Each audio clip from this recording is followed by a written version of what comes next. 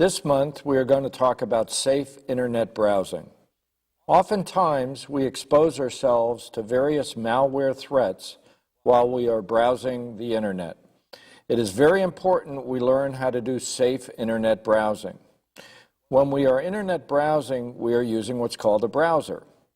The popular browsers in use today are Google Chrome, Mozilla Firefox, Internet Explorer, Safari, and Opera. There are many others also. When selecting a browser, considering the following features. Ease of use. If a browser is difficult for you to use, there is a good chance you will make an error that will expose information. Also consider the security features that the browser has.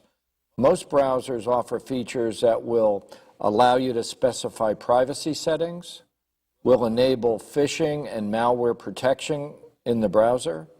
It'll block site cookies, which are mechanisms to steal your information. They will provide pop-up blockers for you to avoid those annoying pop-up menus that occur.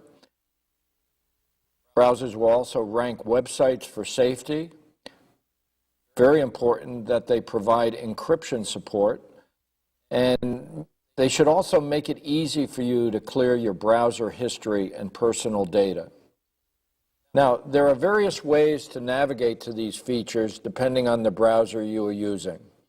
Using Internet Explorer, which is what I have here, you can press the Tools option and you'll see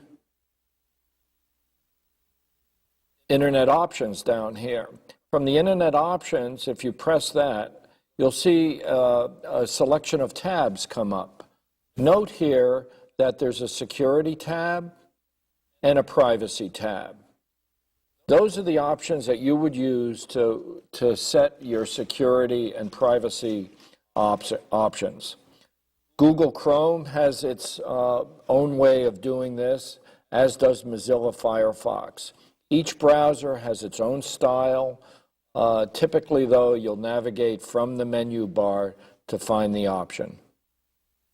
It is very important to familiarize yourself with the browser you use and the features it provides. And the best way to do that is go to these options, scan through, and familiarize yourself with the options.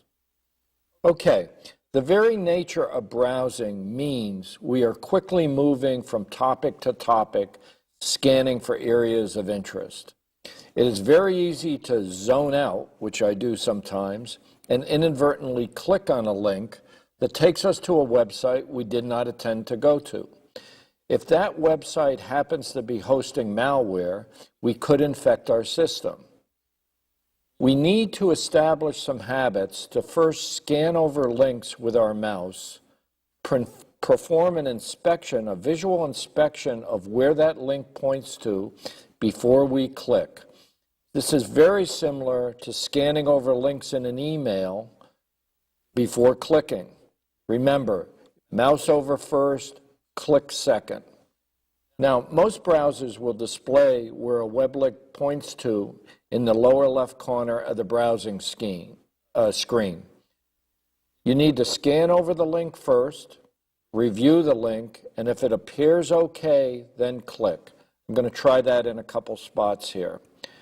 You're going to see I'm on this link, and in the lower left corner of the web browser, it's displaying where that link actually points to. I'm going to now scan over these other links, and you'll see in the lower left-hand corner of the browser window where these links point to. Each time I move over these links, where the link points to changes. Okay. It's very important to first read where those links are pointing to, and if they look okay, then you can click. Okay, now, very important. If you are doing any financial transactions over the internet, the website you are dealing with must support encrypted transactions. This is noted in the web browser address window with an address that starts with HTTPS. The S is very important. If we look up here on the address bar of this website that I'm on, you'll see that this particular website for Citibank starts with HTTPS. This says it's a secure website and that any information that I send from this computer to its website will be encrypted. Now, a secure website will be noted by either HTTPS or this lock icon, and you see this lock here, or in some cases, it'll display both of these things. If you do not see the HTTPS on the website or the lock, do not engage in the transaction. There's no exceptions to this rule. This is not a secure transaction that you'll be doing. This is not an absolute guarantee of safety, but it is an important step in the right direction. Okay, when you have completed your financial transaction, be sure to close the browser session. By doing this, you will ensure that any information from your browser session that is locally stored on your computer is removed. And you simply terminate your browser session by either clicking on an X to close the tab, or even better yet, close the whole browser. Okay? That's really the best way. Other items you need to tend to ensure safe browsing are: 1, be sure to use a reputable malware protection package and keep it up to date with the latest security patches.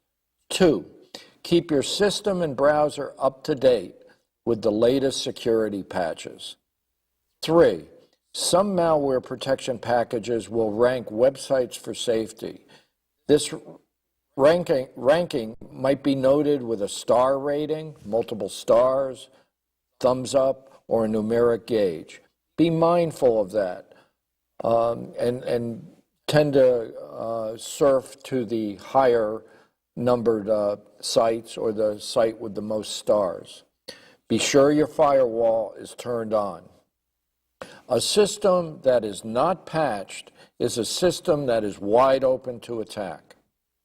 Avoid installing toolbars on your browser. Sometimes you will browse to a website and it will offer you the latest, greatest toolbars. Toolbars are a common vector for infecting your systems. Seldom do you need the features of a toolbar. These offers of free toolbars appeal to our human nature of getting something for nothing.